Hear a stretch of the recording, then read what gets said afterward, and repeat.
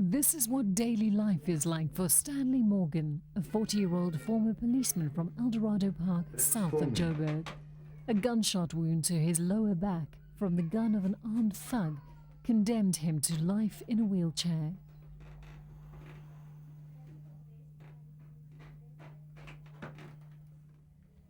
I was employed with SABC, South African Police Service, and then one day I was off duty and I got shot. Mama? And that's how I ended up in the wheelchair. And to find out what's happening. Stanley is wholly dependent on his family to take care of his daily needs. Even getting out of bed and getting dressed. But he has become accustomed to living with a disability and structures his daily routine around it, instead of being hampered by his wheelchair. Okay, 1, 2, 3.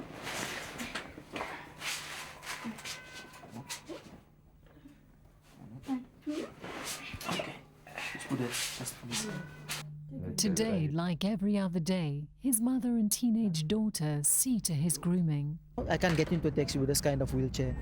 And if I do find someone where they push me with a wheelchair, I have to pay for the wheelchair, I have to pay for myself, I have to pay for a person that helps me. So at this moment, if we want to go somewhere, we usually phone our counselor, Beverly Abrams, and she will take us with her own private vehicle to where we want to go to, and that's costly. You know, it's quite difficult for her. And there's no other transport, not even buses that can assist us in any way. But getting around Eldorado Park, let alone Johannesburg, is a hassle for disabled commuters like Stanley. Most of the disabled are in isolation. You know, they stay at home. The only time you do see them is when they come out for pension. So what we'd like to see is get out of this area. You know, go somewhere else and come back. And the transport system must be available. Stanley doesn't let being wheelchair-bound interfere with his getting around or meeting friends. Many in his close circle are also disabled. There's a lot of places we'd like to go to, you know, places that find out places that's accessible for people in wheelchairs. But as I said, right now we're just moving in this area.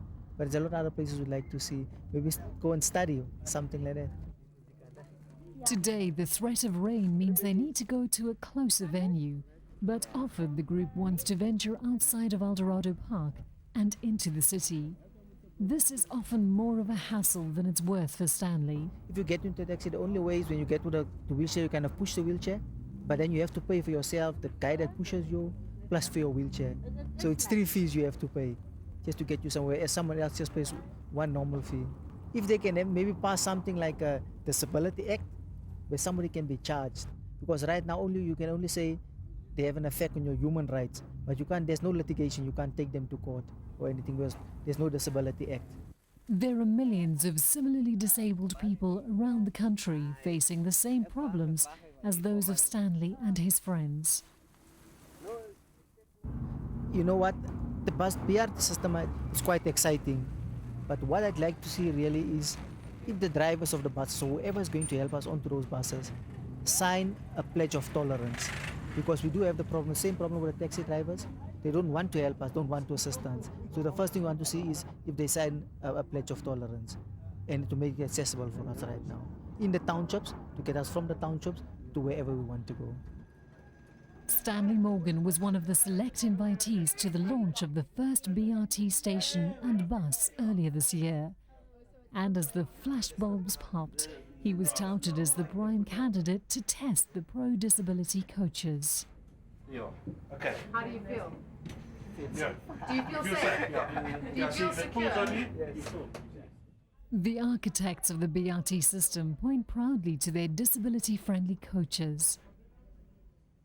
The question we need to ask is, what do the people of Johannesburg deserve? And how do we make that happen with minimal interruption, with no violence? So the city has an obligation to balance the needs of the industry and the needs of a broader constituency, the commuters. And we're trying to do that in not opening the BRT system to anyone who wants to run it. We are really offering the taxi industry the first opportunity to run the system, and thereby hoping that it can be a win for the industry and a win for commuters simultaneously. But the taxi drivers like these from Bree Taxi Rank in downtown Joburg missed the party. Put a new bus, everybody will run for a new thing.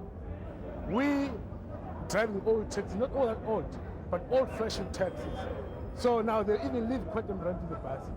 So where are you going to survive? So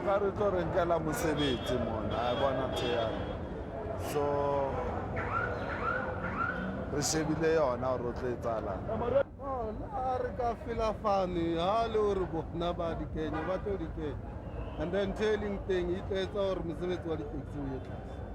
Manje makusengibiza amabhasi la sinasophela umsebenzi ngoba awupheka wami taxis aqhwelela mina ngibiza amabhasi yena amabhasi la sinasophela umsebenzi sibangakanani lela erenkeni ayikho yonke le nto yo sifuna ama-taxi back asebenze.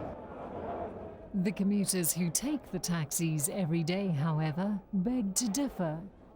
For them, the BRT would be a welcome change to their daily lives. It's either you come late at work, you do not sit well in the taxis, the drivers, they are rude to the people, they do not care about the people. Yeah, the drivers, more they like please. sheep than anything Yeah, you're more like sheep. These taxis are not safe. We do need alternative transport, especially with traffic. It doesn't help much with the taxi. Not all in the taxi industry are against the bus rapid transit. Some have come to government's negotiating table.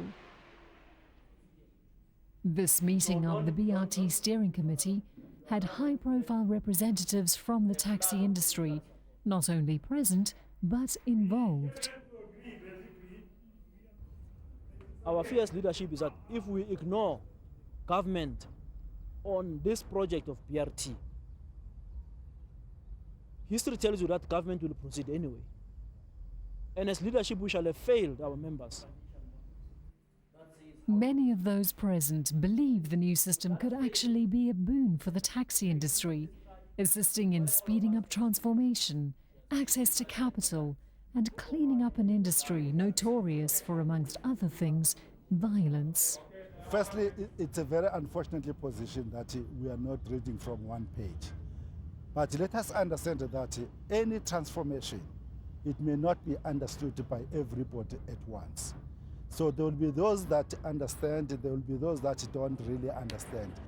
But as they fight it out behind closed doors, ordinary workers like Jerry Matau are not interested in the fancy talk and terminology, just on how to make ends meet. We are so many in this industry. We are more than half a million drivers here. So I don't think the government will provide it. But only if the government can give us the proof that all of you are going to be covered here. It might be me who's losing the job. I've got a lot of responsibility. I'm like afraid.